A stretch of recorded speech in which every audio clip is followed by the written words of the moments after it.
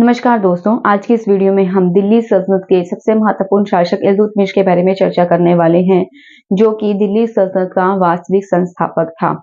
इल्तुतमिश ने गद्दी पर बैठते ही दिल्ली सल्तनत को और ही सुव्यवस्थित ढंग से सुदृढ़ किया। उसका जो प्रशासनिक ढांचा था, बहुत ही कुशल राज्य प्रबंध उसने अपने समय में चलाया।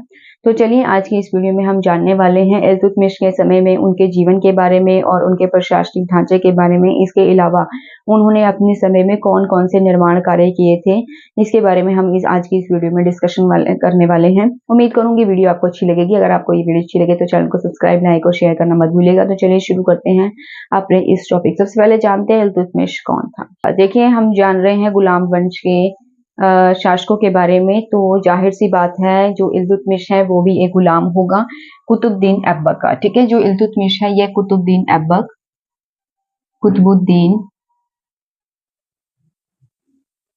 ऐबक का गुलाम था, यानी कि दास था। कुतुबुद्दीन ऐबक ने इल्तुतमिश को 1197 में 1 लाख जीतल में खरीदा था। ठीक है, जीतल में खरीदा था। और जो कुतुबुद्दीन ऐबक है उसने जब इल्तुतमिश को खरीदा, ठीक है, 1197 में, तो उसका क्या प्राइस था? 1 लाख जीतल। जैसे मैंने आपको पिछली वीडियो में बताया था कि पहले समय में जो है जो दास थे, जो गुलाम होते थे, मंडियों में इन्हें खरीदा और बेचा जाता था। ये एक आम सी बात थी। ठीक है, अब जो इल्तुतमिश है वह क्या है? एक गुलाम।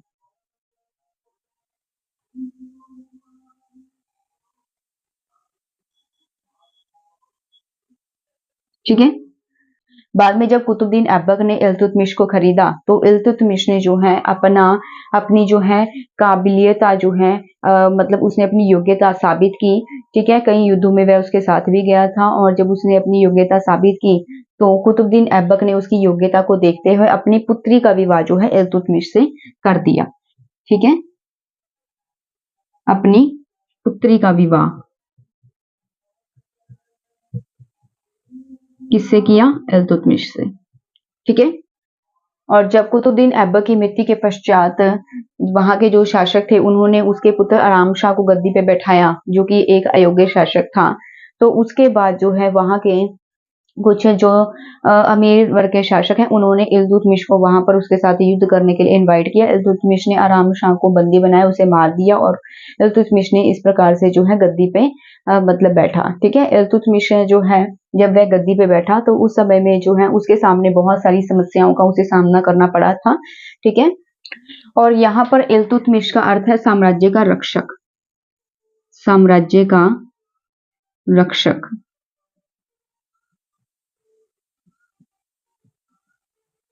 ठीक है, इल्तुतमिश का अर्थ है साम्राज्य का रक्षक।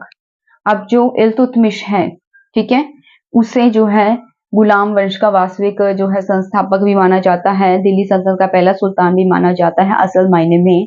ठीक है, क्योंकि उसने जो है दिल्ली के जो खलीफा थे, ठीक है, जो मुस्लिम वर्ग के खलीफा थे, उनसे जो है स्वीकृति जो है गद्दी पे बैठने की जो स्वीकृति थी, परमिशन थी, वह मांगी थी और उन्होंने उसे वह परमिशन दी भी। ठीक है, तो इसने जो है खलीफा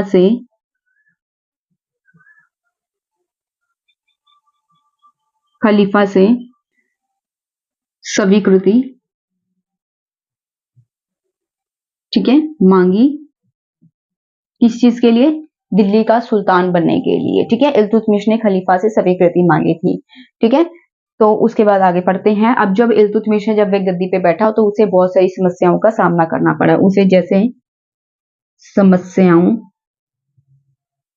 का सामना करना पड़ा जब वह गद्दी पे बैठा, तो उसे कौन कौन सी समस्याओं का सामना करना पड़ा था? सबसे पहले जानते हैं कि जो इल्तुतमिश है जब वह गद्दी पे बैठा तो उसका शासनकाल कितना था?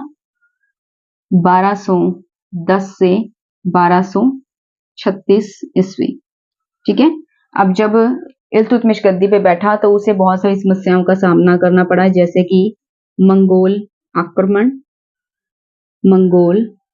आक्रमण। वीडियो में बने रहिएगा, आगे हम दोबारा से एक्सप्लेन करेंगे। मैं एक बार दोबारा से आपको समझाऊंगी अच्छे से ताकि आपको ब्रीफली समझ आए ठीक है, मंगोल आक्रमण की समस्या। उसके बाद है बंगाल के गवर्नर ने स्वतंत्रता की घोषणा कर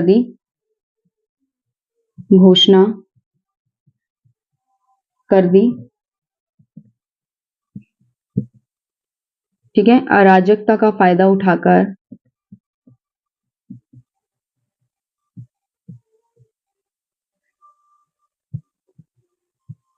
बहुत सारे राजपूतों ने स्वतंत्रता की घोषणा कर दी।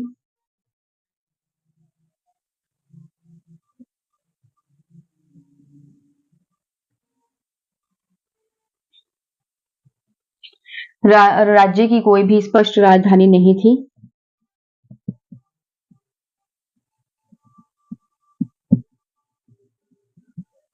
राज्य की कोई स्पष्ट जानकारी नहीं थी।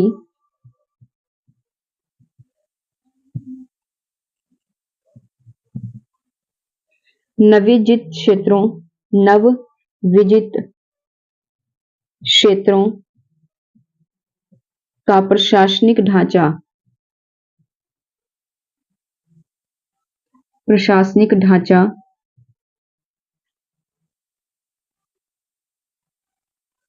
स्थापित नहीं था।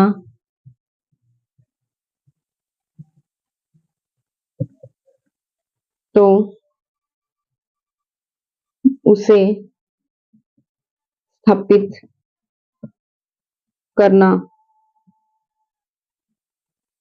स्थापित करने की जरूरत थी।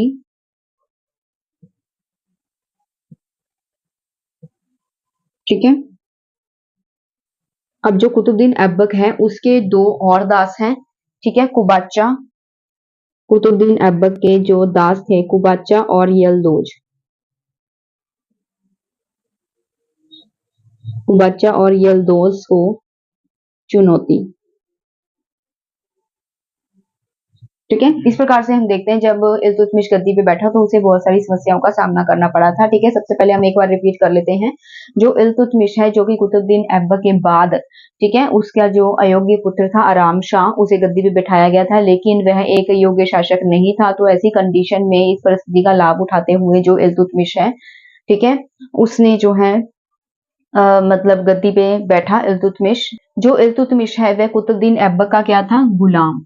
ठीक है, इल्तुतमिश कुतुबुद्दीन ऐबक का गुलाम था और कुतुबुद्दीन ऐबक ने इल्तुतमिश को जो है 1197 में 1 लाख जीतल में खरीदा था बाजार में। ठीक है, क्योंकि पहले दासों को ऐसे खरीदा और बेचा जाता था। ठीक है, तो उसकी क्या अमाउंट थी? 1 लाख जीतल में उसे खरीदा। ठीक है, किसने खरीदा? कुतुबुद्दीन ऐबक ने। किसको? इल्तुतमिश को। ठीक है, इल्तुतमिश इसीलिए जो है कुतुबुद्दीन ऐबक का एक गुलाम है, एक दास है। ठीक है, इल्तुतमिश का अर्थ होता है साम्राज्य का रक्षक, यानी कि राज्य का रक्षक, जो राज्य की रक्षा करता है। तो यहाँ पर जो इल्तुतमिश है वह एक दास था, लेकिन वह जब उसने अपनी जो काबिलियत है, अपनी योग्यताएं जब साबित की कुतुबुद्दीन ऐबक के सामने, उसने कई युद्धों में उसके साथ भी योगदान दिया और जब इल्तुतमिश है उसकी योग्यता साबित हो गई तो कुतुबुद्दीन ऐबक ने अपनी पुत्री का विवाह जो है इल्तुतमिश से कर दिया। ठीक है, अब जो इल्तुतमिश है कुतुबुद्दीन ऐबक की मृत्यु के पश्चात इल्तुतमिश गद्दी पे बैठा, उसने जो है खलीफा से स्वीकृति मांगी सुल्तान बनने के लिए।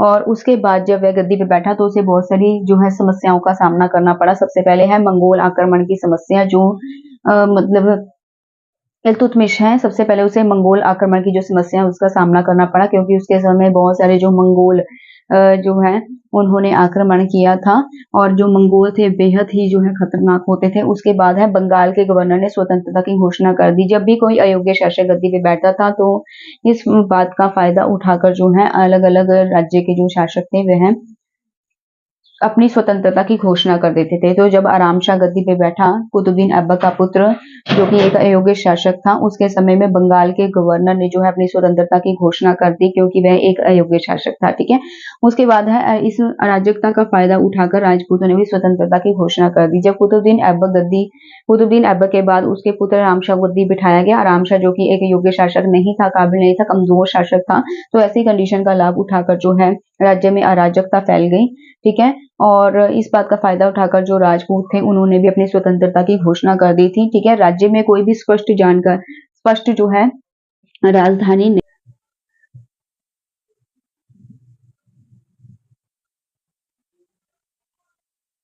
ठीक है।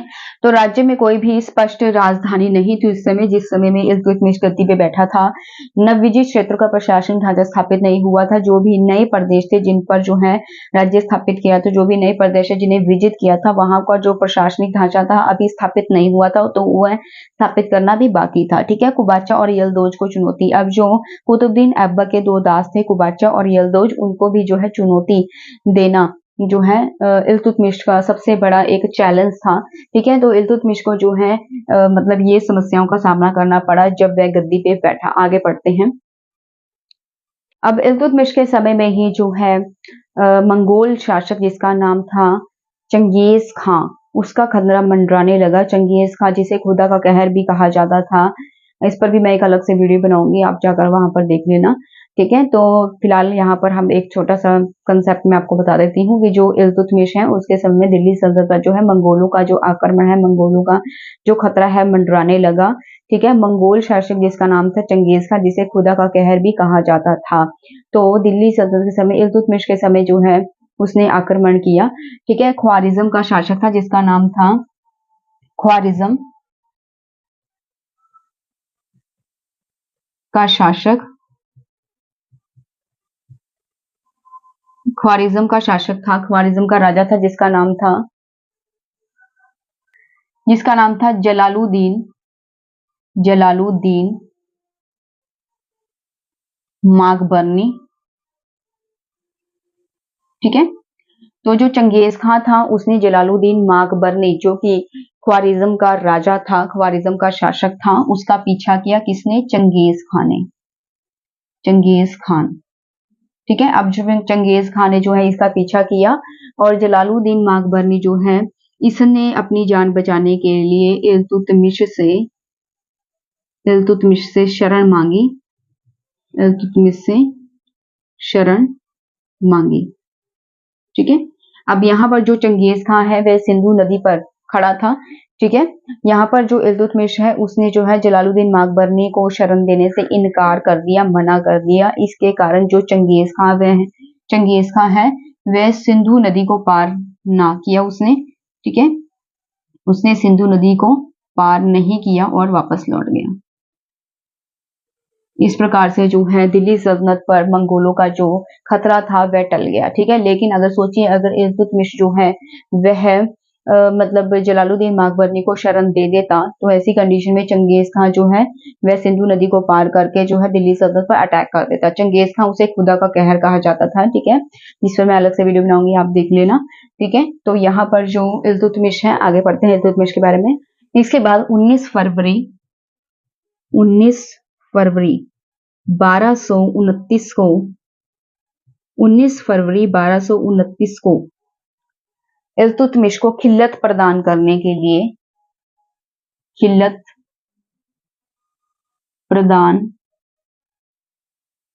लिए बगदाद से, ठीक है, बगदाद से अब्बासी खलीफा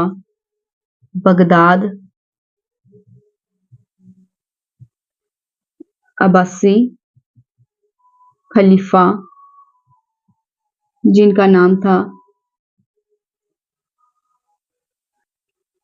अल-मुंतसिर बिल्ला,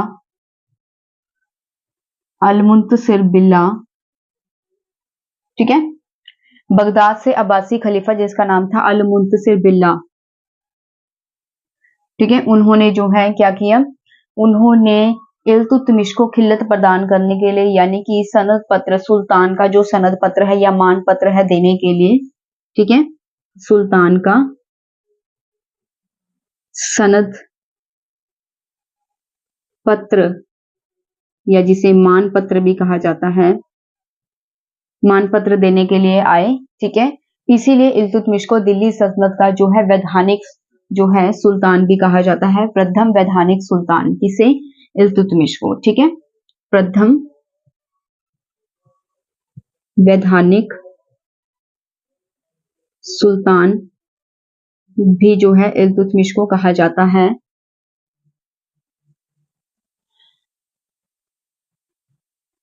ठीक है, क्योंकि उसे जो है अब्बासी खलीफा जो है मुस्लिम वर्ग के धार्मिक नेता होते हैं। ठीक है, जो खलीफा है मेन हेड होते हैं मुस्लिम धर्म के, तो उन्होंने जो है उन्होंने भी जो है इल्तुतमिश को एक मान पत्र देकर, ठीक है, बकायदा उसे एक सर्टिफिकेट देकर या उसे परमिशन देकर जो है सुल्तान की गद्दी पे उन्हें बिठाया।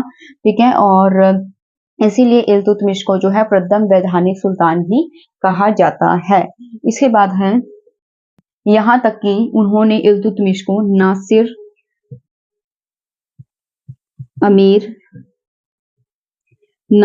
अमीर उल मोमिन,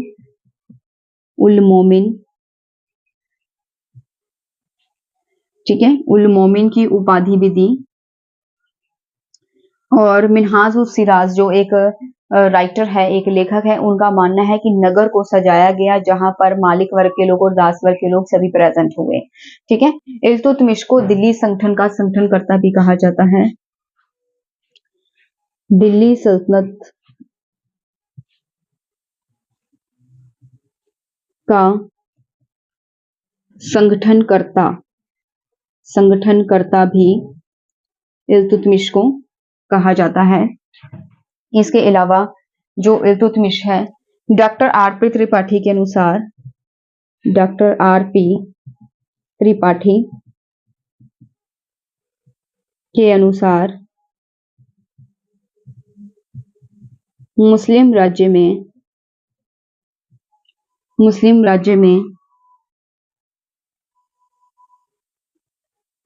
ठीक है, या जो है मुस्लिम राज्य में जो श्री गणेश है वह इल्तुतमिश से ही होता है। ठीक है, मुस्लिम प्रभुसत्ता का जो श्री गणेश है, श्री गणेश इल्तुतमिश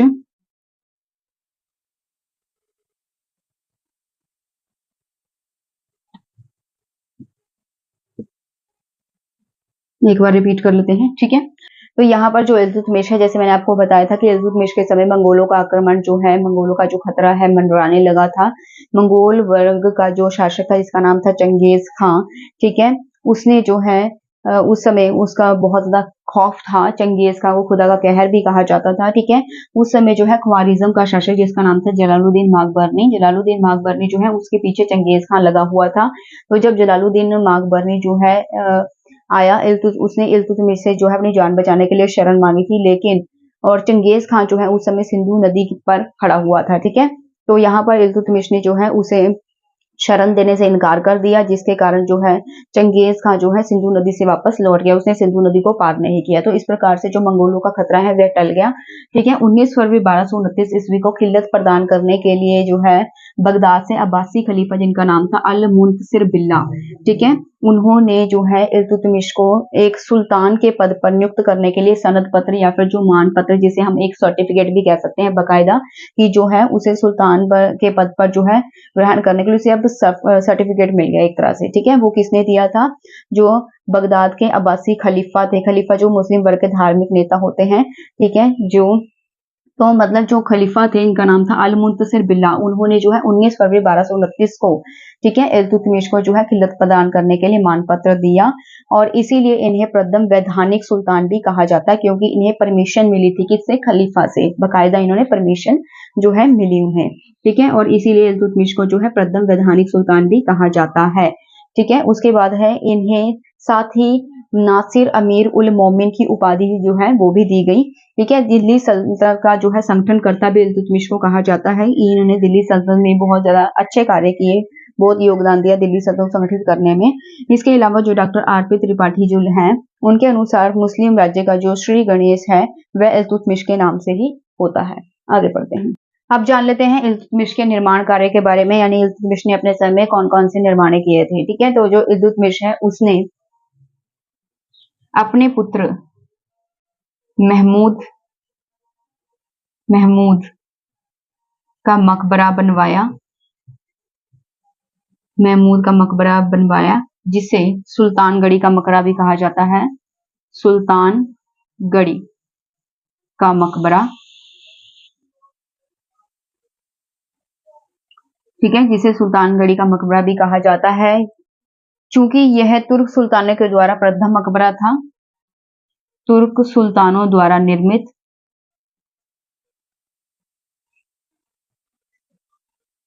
तुर्क सुल्तानों द्वारा निर्मित यह पहला मकबरा था।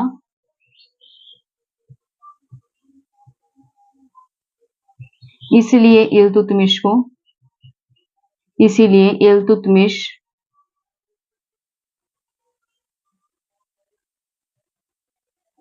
मकबरा शैली का जन्मदाता भी कहा जाता है। मकबरा शैली का जन्मदाता, ठीक है, जन्मदाता भी कहा जाता है। इल्तुतमिश ने शमसी ईदगाह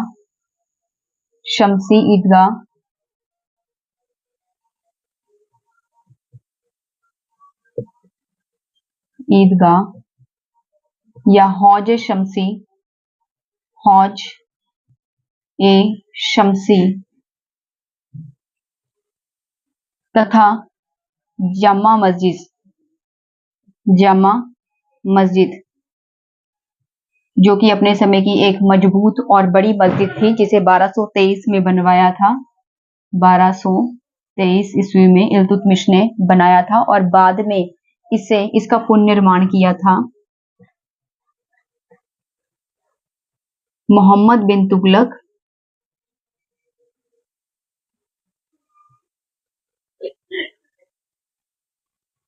और अकबर ने।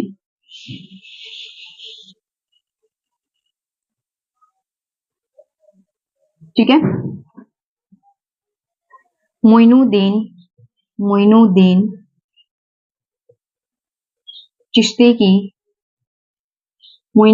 चिश्ती की दरगाह का निर्माण करवाया,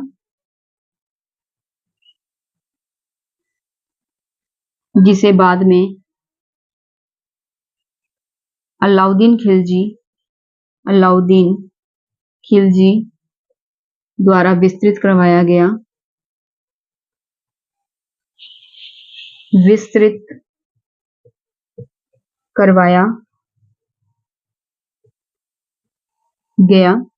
ठीक है, अजमेर की जामा मस्जिद का निर्माण करवाया। अजमेर की जामा मस्जिद का निर्माण भी इल्तुतमिश ने करवाया। कुतुबुद्दीन ऐबक द्वारा स्थापित कुतुब मीनार को भी जो है कंप्लीट किसने करवाया था? इल्तुतमिश ने पूरा करवाया।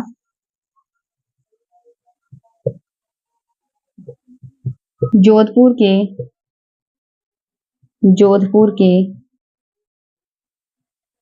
नागौर नामक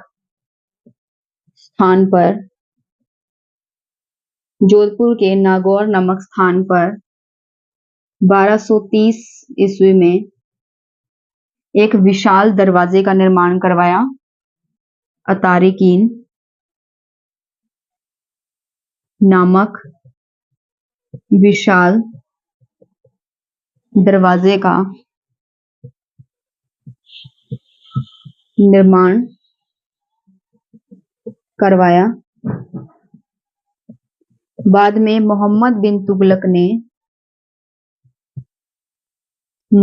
बिन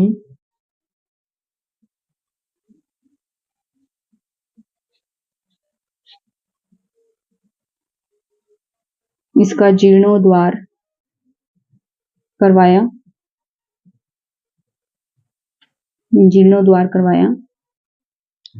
इसी दरवाजे से प्रेरित होकर अकबर ने बुलंद दरवाजे का निर्माण करवाया। बुलंद दरवाजे का निर्माण करवाया। ठीक है, तो एक बार रिपीट कर लेते हैं। यहाँ पर जो इल्तुतमिश है, बात करने वाले हैं इल्तुतमिश के समय में उन्होंने कौन कौन से निर्माण किए थे। हर एक शासक अपने अपने समय में जो है कुछ निर्माण करता है। ठीक है, तो इसी प्रकार से जो इल्तुतमिश है उसने जो है महमूद का मकबरा यानी कि अपने पुत्र महमूद का मकबरा बनवाया था, जो कि इल्तुतमिश का पुत्र था। ठीक है, महमूद का मकबरा बनाया जिसे कि सुल्तानगढ़ी का मकबरा भी कहा जाता है। ये तुर्क सुल्तानों के द्वारा निर्मित प्रथम मकबरा था, इसीलिए इल्तुतमिश को मकबरा शैली का जन्मदाता भी कहा जाता है, जिसने मकबरा शैली का मतलब जो है शुरू किया, मकबरा बनवाने की जो प्रथा थी वो शुरू की थी। ठीक है, और इल्तुतमिश ने शमसी ईदगाह या हौज शमसी तथा जामा मस्जिद का निर्माण किया था 1223 में, और इसका पुनर्निर्माण करवाया था मोहम्मद बिन तुगलक ने। ठीक है, और अकबर ने भी। उसके बाद है मोइनुद्दीन चिश्ती की दरगाह, जो कि एक सूफी संत थे मोइनुद्दीन चिश्ती, उनकी दरगाह का निर्माण भी करवाया था इल्तुतमिश ने। ठीक है, और इन्होंने जो है अलाउद्दीन खिलजी के द्वारा जो है मोइनुद्दीन चिश्ती की दरगाह को विस्तृत यानी कि और बड़ा किया गया।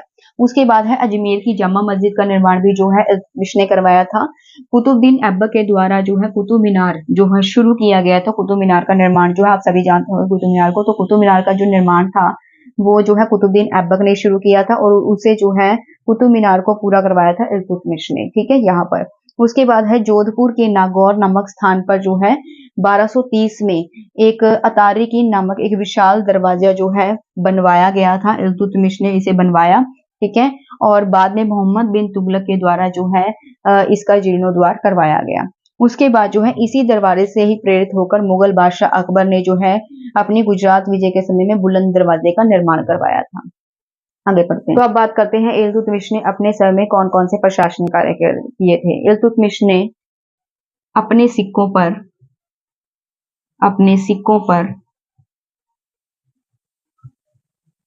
खलीफा का नाम अंकित करवाया।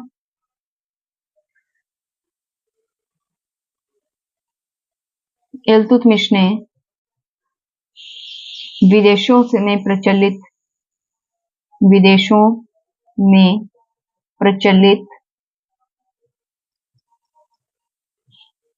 सिक्कों पर टकसाल का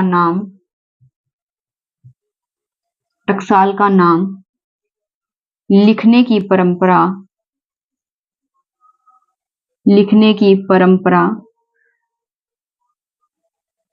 का श्रेय भी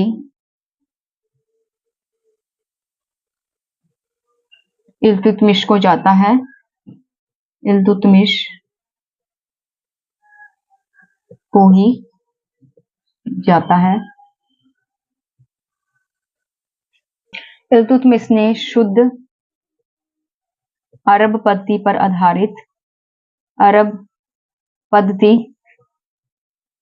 आधारित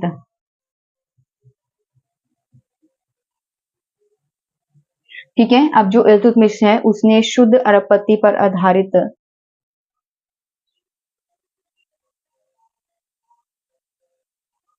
चांदी का टका तथा तांबे का जीतल नामक सिक्के जारी किए।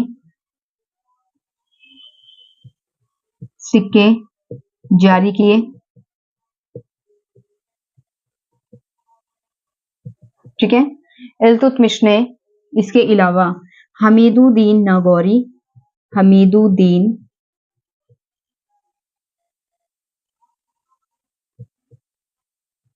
नागौरी जो कि एक सूफी संत थे को सुल्तान तारिकीन की उपाधि दी।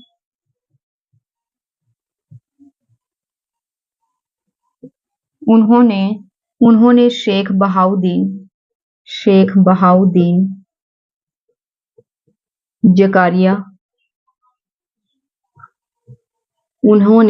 बहाउद्दीन जकारिया को शेख उल इस्लाम शेख उल इस्लाम की उपाधि दी। ऐसा माना जाता है कि इल्तुतमिश को अपने मुल्तान विजय के समय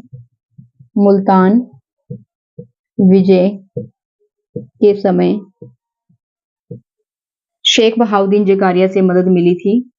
शेख बहाउद्दीन जकारिया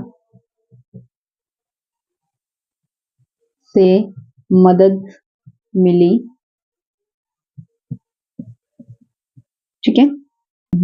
इल्तुतमिश के दरबार में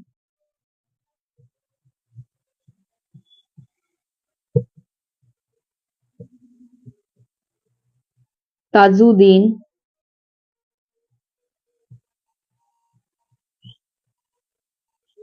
रूहानी मिनहाज उस सिराज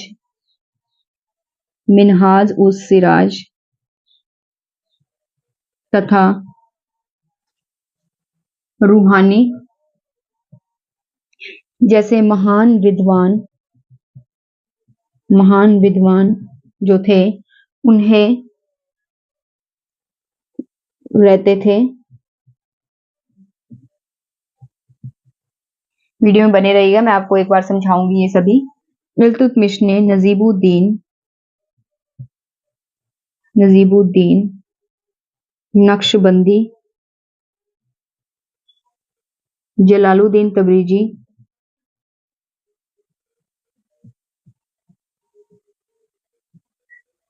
तथा हमीदुद्दीन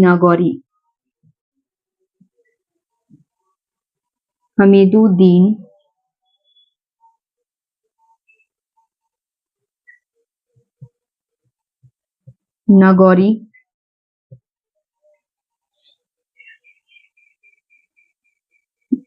जैसे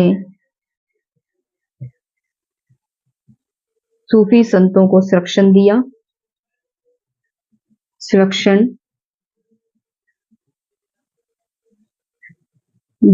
ठीक है। इस प्रकार से हम देखते हैं कि जो इल्तुतमिश है उन्होंने अपने सिक्कों पर खलीफा का नाम भी अंकित करवाया था। ठीक है।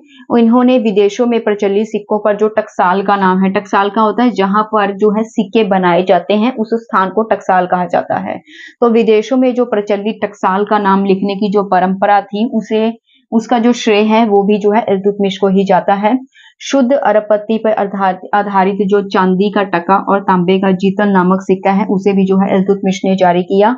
यहाँ पर जो हमीदुद्दीन नागौरी जो कि एक सूफी संत है, हमीदुद्दीन नागौरी, उन्हें जो है सुल्तान तारिकीन की उपाधि जो है किसने दी थी? इल्तुतमिश ने। इसके अलावा जो इल्तुतमिश है उन्होंने अपने समय में शेख बहाउद्दीन जकारिया को शेख उल इस्लाम की उपाधि दी थी। शेख बहाउद्दीन जकारिया भी एक सूफी संत है। ठीक है। उनको भी एक उपाधि दी थी जिसका नाम है शेख उल इस्लाम। उसके बाद इल्तुतमिश ने जो है, ऐसा माना जाता है कि इल्तुतमिश की जो मुल्तान विजय है उसके समय में शेख बहाउद्दीन जकारिया का बहुत बड़ा हाथ था, उनमें बहुत ज्यादा उनकी मदद की थी, इसीलिए जो है उन्होंने उसे शेख उल इस्लाम की उपाधि दी थी। इसके अलावा इल्तुतमिश के दरबार में जो है ताजुद्दीन दबीर, मिनहाज उस सिराज, रूहानी जैसे महान विद्वान भी रहते थे। इल्तुतमिश ने जो है नजीबुद्दीन नक्शबंदी, जलालुद्दीन तबरेजी और हमीदुद्दीन नागौरी जैसे जो सूफी संत हैं उनको भी संरक्षण दिया था। आगे बढ़ते हैं। तो पहले मैं लिख लेती हूँ, नहीं तो वीडियो बहुत ज्यादा लंबी हो जाएगी। ठीक है। इल्तुतमिश ने जो है अपने समय में एकता व्यवस्था को संगठित किया, उसे मुल्तान से लखनौती तक उसने विभाजित किया था। इसके अलावा जो इल्तुतमिश है उसने अपने प्रशासन को जो है स्वरूप देने के लिए बगदाद से 2 पुस्तकें मंगवाई थी, और वह 2 पुस्तकें कौन कौन सी थी? अब्दुस सलातिन और मासिर उस सलातिन। ठीक है। ये 2 पुस्तकें मंगवाई थी अपने राज्य को जो है प्रशासनिक ढांचा देने के लिए, एक स्वरूप, एक रूपरेखा तैयार करने के लिए उसने 2 पुस्तकें मंगवाई थी। ठीक है। उसने जो है अपने राज्य दरबार में तुर्कान चहलगानी नामक 40 अमीरों का यानी 40 सरदारों का एक गुट का निर्माण करवाया था।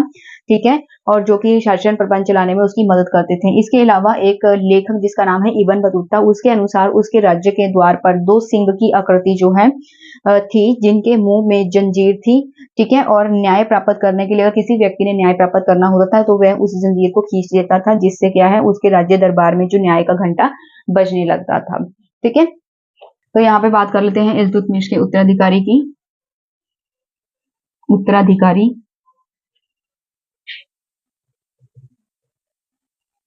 इल्तुतमिश को अल्लाह के इलाकों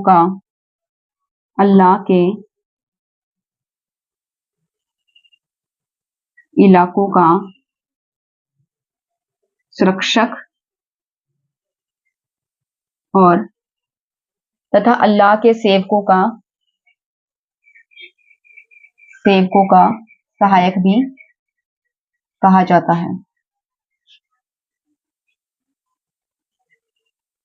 ठीक है, इल्तुतमिश को अल्लाह के इलाकों का सुरक्षक और अल्लाह के सेवकों का सहायक भी कहा जाता है। इल्तुतमिश धार्मिक होते हुए भी उसने जो अब रजिया सुल्तान को अपना उत्तराधिकारी घोषित किया, तो उसने जो उलेमा वर्ग के शासक थे, उलेमाओं से बिल्कुल भी विचार नहीं किया।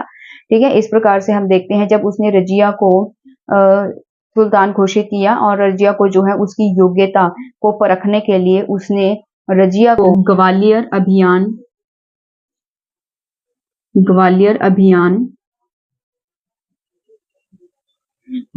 अभियान के जरिए जो है अपनी पुत्री रजिया को दिल्ली का प्रभारी बना दिया, दिल्ली का प्रभारी घोषित किया। सुल्तान की अनुपस्थिति में रजिया सुल्तान ने किस प्रकार से राज्य प्रबंध को संभाला था, तो इसको देखते हुए जो इल्तुतमिश है उसने जो है रजिया को अपना उत्तराधिकारी घोषित किया और उन्होंने जो है रजिया सुल्तान को अपना उत्तराधिकारी घोषित करने के साथ ही उन्होंने ताजुल मुल्क मोहम्मद दबीर को एक मनोपत्र तैयार करने के लिए कहा, मनोपत्र तैयार करने की आज्ञा दी। ठीक है, और जब इल्तुतमिश ने जो है मनोनयन पत्र तैयार किया, यानी कि मनोनयन पत्र में एक प्रूफ होता है कि जो है इस शासक के बाद जो है दूसरा जो ये शासक है उसे गद्दी पे बैठाया जाएगा। ठीक है, तो ताजुल मुल्क मोहम्मद दबीर के हाथों जो है एक मनोनयन पत्र तैयार किया गया जिसमें जो है रजिया सुल्तान को अपना उत्तराधिकारी घोषित किया गया।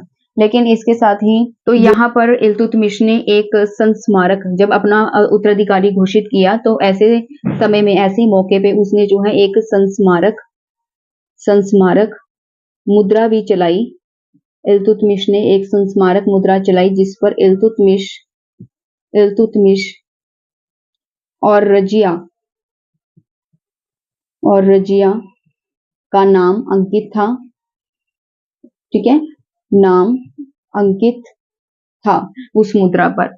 और उसके बाद जो है, लेकिन जब इल्तुतमिश की मृत्यु होती है तो उसके बाद जो अमीर वर्ग के शासक होते हैं उन्होंने जो है इल्तुतमिश की जो है मानपत्र जो मनोपत्र तैयार किया था उसकी अवहेलना करते हुए इल्तुतमिश की जो पुत्री है रजिया सुल्तान उसको गद्दी पे नहीं बिठाया, उसकी जगह पर जो है गद्दी पे किसने बिठाया था, अमीरों ने इल्तुतमिश की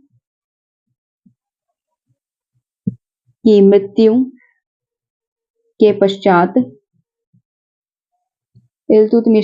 पश्चात उन्होंने इल्तुतमिश की जो मनोनयन पत्र था उसकी अवहेलना करते हुए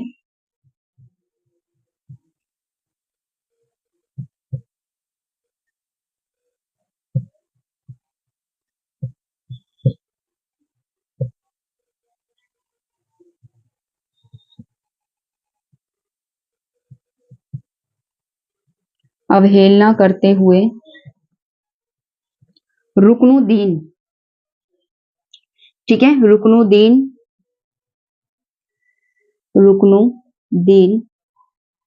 फिरोज शाह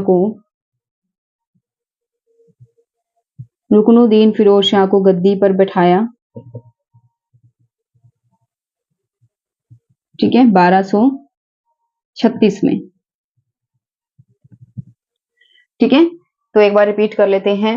इल्तुतमिश जो है उसे अल्लाह के इलाकों का सुरक्षक और अल्लाह के सेवकों का सहायक भी कहा जाता है। जो इल्तुतमिश है उसकी एक पुत्री थी जिसका नाम था रजिया सुल्तान। ठीक है, अब जो रजिया है उसमें एक शासक बनने के सभी गुण मौजूद हैं। ठीक है, तो ऐसी कंडीशन में जो इल्तुतमिश है उसने रजिया सुल्तान के जो ग्वालियर अभियान के जरिए उसे दिल्ली का प्रभारी बना दिया।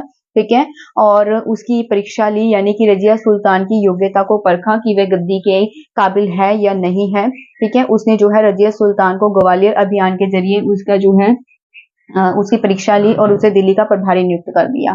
इल्तुतमिश ने अपनी पुत्री को जो है अपना उत्तराधिकारी नियुक्त करते समय जो है ताजुल मुल्क मोहम्मद दबीर के हाथों जो है एक मान पत्र, एक जो है मनोपत्र जो है तैयार करवाया। ठीक है, जिसपे लिखा था कि उसका इल्तुतमिश के बाद जो है उत्तराधिकारी रजिया सुल्तान होगी, उसे गद्दी पर बैठाया जाएगा।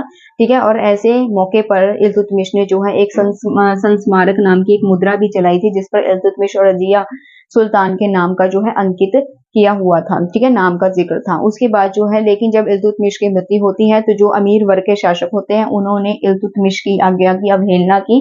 ठीक है, वह नहीं चाहते थे कि कोई भी स्त्री जो है उन पर हुकूमत करे। ठीक है, और इसीलिए उन्होंने, वह कोई भी ये नहीं चाहते थे कि कोई भी जो स्त्री है वह गद्दी पे बैठे और अमीरों पर हुक्म चलाए। तो उन्होंने जो है इल्तुतमिश की आज्ञा की अवहेलना की, इल्तुतमिश की आज्ञा नहीं मानी और उन्होंने जो है अमीर वर्ग के जो शासक थे उन्होंने इल्तुतमिश के एक रुकनुद्दीन फिरोज शाह नामक जो है पुत्र है उसे गद्दी पे बैठाया, जो कि एक रखैल का पुत्र था। ठीक है, जिसका नाम था शाह तुर्कान। शाह तुर्कान के पुत्र रुकनुद्दीन फिरोज शाह को गद्दी पे बैठाया।